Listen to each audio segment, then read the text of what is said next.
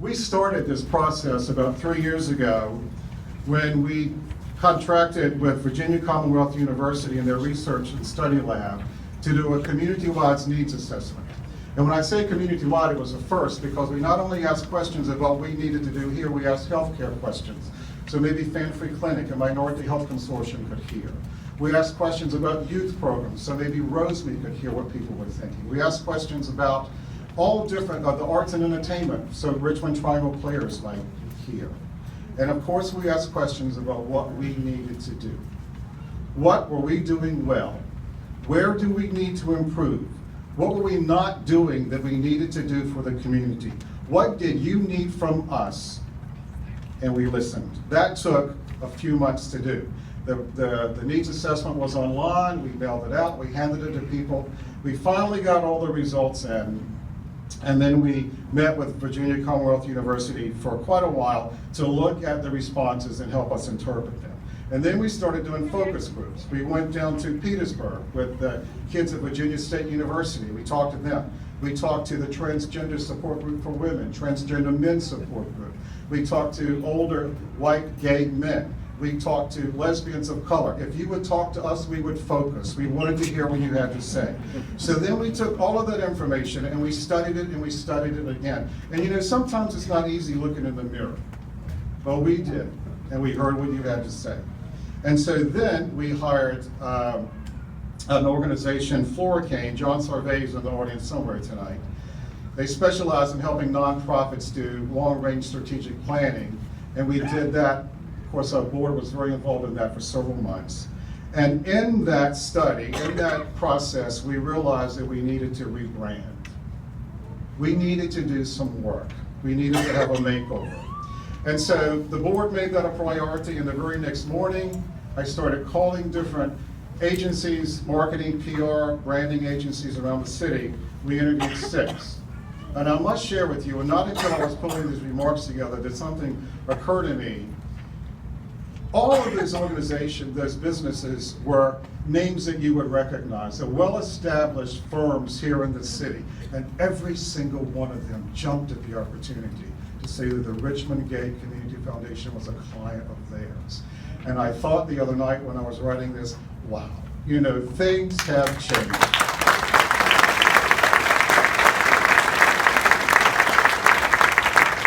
So we interviewed 6, and the last interview did it for us. These 2 women, one's an ally, one's a member of our community. Not only do they have years of experience and lots of awards and recognitions for their rebranding experience, actually during that first conversation we had, I thought, they get it. They get it. They understand. They get it. And they came and they appeared before the board, and it was unanimous. Lisa Cumby and Kim Farlow. Lisa Cumby of Propolis Design. You probably know Lisa. Barbara Weinstock, who's here somewhere tonight, is one of our historians, and she has several scrapbooks of newspaper articles and things that go back to the 60s. And page after page after page is the fingerprint of Lisa Cumby. Back in the day of the Pride Festival, years ago, it was a weekend of events, and we always had a beautiful booklet with art and photographs and articles. Lisa did all of that pro bono. She's been involved in many rebranding projects. Her partner in this, Kim Farlow from Kim Farlow Communications, they partnered to apply for this job. Kim's experience, she was in community affairs with Dominion Virginia Power, for Altria, for Philip Morris. A couple of years ago, she was recognized by the Virginia Public Relations Association with the Thomas Jefferson Award for Lifetime Achievement, and she'll be the first to tell you she's awfully young to get that award. So we knew we got a winning team. We had a winning team. And so they hit the ground running, and the first thing they did, actually they did this pro bono. They interviewed all of the executive directors of all the LGBT organizations in town. And again, you know, a good friend is somebody who's really honest with you. And they were real honest with us. We appreciate it. It has nothing to do with whether you're going to get funding again in the future. Seriously, we did appreciate that. And so we took that information and we started combining it with what we already had. And then the time came, we had to make a decision. we knew we had to change the name for one thing, because gay is not inclusive. It's never been inclusive, but it's the word that we've always used. It excludes a lot of women, it excludes bisexual people, it excludes transgender people. As a transgender friend said to me a few months ago, not gay, never been gay, not gonna be gay, why am I here? We heard that. One of the main things that came out of that needs assessment was that a lot of you had no idea of what it is that we do here.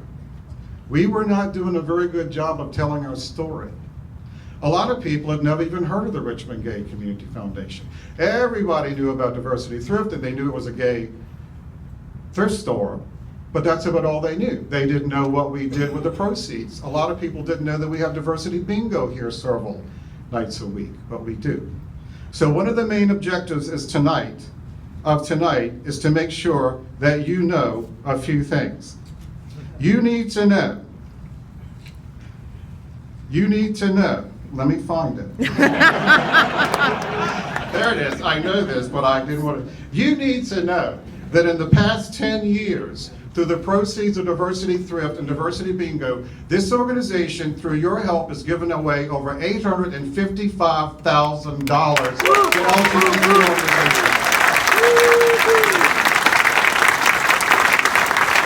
$855,000. You need to know that hardly a night passes that the rooms in this building are not filled with people using them for free. We estimate that last year over 5,000 people came through our doors to attend meetings, auditions, and rehearsal for theater groups, to worship with their communities of faith, to support groups, and to be a part of community. You need to know that often we donate this very room that you're in tonight to other nonprofits to have fundraisers. Just a few weeks ago, Metropolitan Community Church had this room for free to raise money for the furnace that they need to purchase. This spring, members of the transgender community will use this room for free for their prom. You need to know that in our unfinished space, 10 local nonprofits, including Richmond Triangle Players, Virginia Pride, New Beginnings Church, Rainbow Minute, use our space, our storage spaces, for free storage in the unfinished space, saving them thousands of dollars.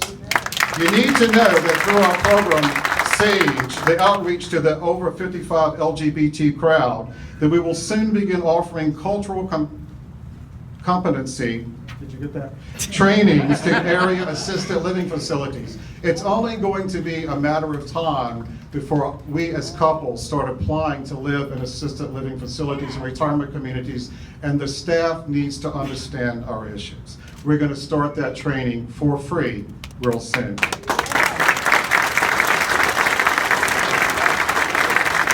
SAGE has also formed a partnership with Senior Connections in the Capital Area on Aging, and will begin in October a weekly Friendship Cafe, a lunch that will be held here for free for seniors 60 and older. You need to know that we have partnerships with several public school systems, that when their children are on public assistance and those kids need clothing, that all they need to do is call here and those children shop here for free.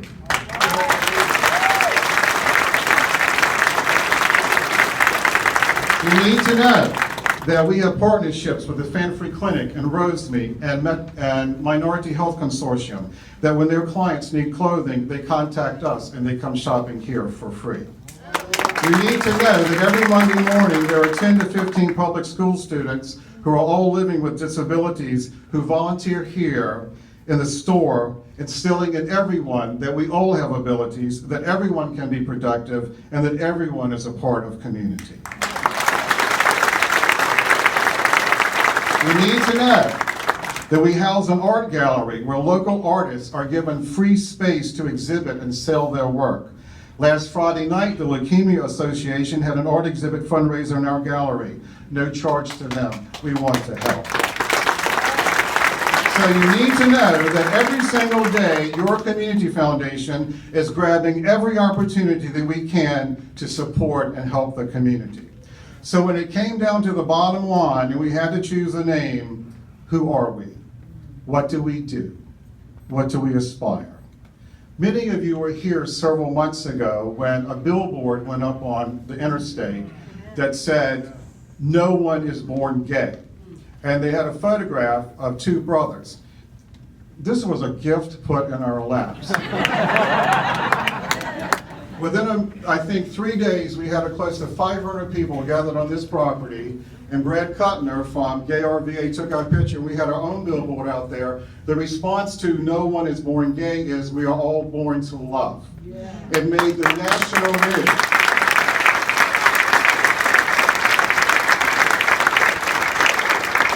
On a sidebar here, you know, that was the most unorganized campaign I have ever seen in my life. Not only was the guy on the billboard actually gay, but it was a photograph of the same man. And he lived in South Africa, and through the news he heard about it, and he contacted them, and he was outraged because he actually thinks he was born gay. So, you know, that expression, "don't argue with a fool or a drunk," I never email people like this, but I had to send those folks an email, and I said, you know, because on their webpage, they were posting the news coverage that they got, and I emailed them and I said, you know, you're not really being very honest with your donors because you're not reporting any of the other media coverage that made the news. Every news station, every newspaper in town in Central Virginia was here. Now, some people suggested with the other billboard that we go spray paint it. Some people suggested that we put it on fire, but instead, we took the high road, and it was the most effective campaign. Thank you for being here.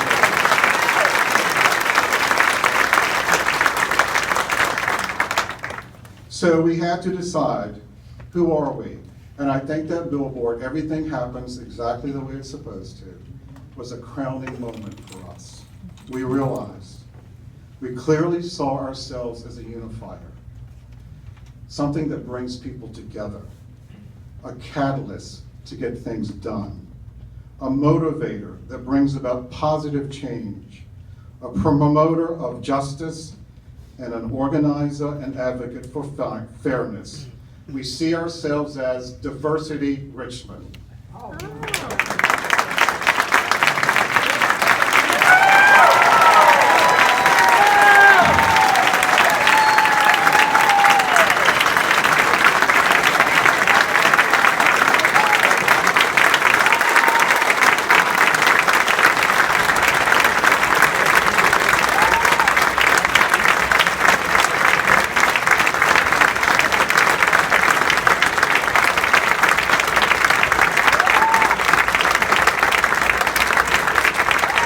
Thank you. Shaking and crying. This speech is wonderful.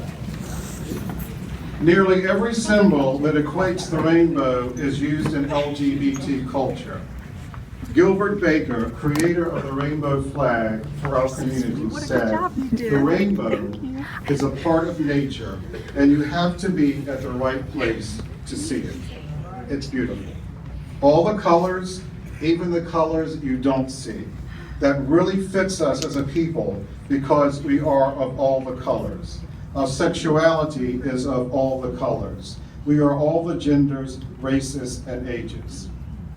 As our designer, Lisa Cumbie, said, the quote, "Even the colors you can't see," was on my mind while doing Diversity Richmond Identity. The whole purpose of the name change was to signify inclusivity that wasn't previously overt in the name. And the rainbow symbolically does that. Each color, when combined with another color, creates more colors. Each one is unique. Each could not exist in the same way without the other. The pink triangle has its own symbolism in our community. The patch that we wore on our clothing when we were in the Nazi concentration camps, something that's quite often left out of the history books. And here it is, used as grounding element from our past, with the concentric rainbow colors encompassing it out into our future. We hope you like it.